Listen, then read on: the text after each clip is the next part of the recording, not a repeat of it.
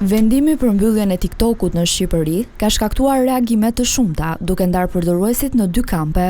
Disa e shohin atë si një masë të nevojshme, ndërsa të tjerë e konsiderojnë një kufizim të panevojshëm. Sipas ekspertes IT, Denisa Kele, problemi nuk është vetë ekzistenca e TikTokut, por mënyra se si përdoret nga shoqëria. Mediat sociale janë thjesht një pasqyrë e asaj që ne reflektojmë si shoqëri. Dhe ndërkohë e gjithë baza është tek ajo çfarë jemi ne si shoqëri dhe duhet bëjmë një pikpyetje shumë të madhe sot. Pse shoqëria jon ka kaq shumë urrejtje dhe pse kjo urrejtje më pas transmetohet dhe transferohet në një media sociale siç është TikToku.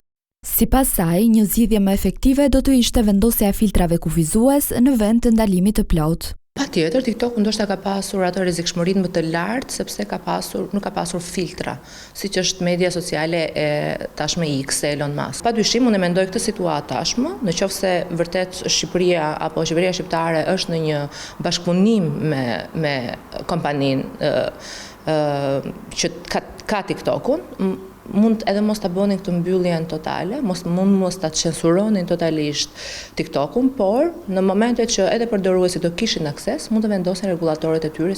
Ndërkohë, përdoruesit po orientohen drejt aplikacioneve alternative, mes tyre edhe Klaper, i cili, sipas ekspertes, mund të jetë edhe më i rrezikshëm. Ajo këshillon të shmanget përdorimi i këtij aplikacioni, pasi njësoj si TikToku ka mungesë filtrash dhe mekanizmash mbrojtës.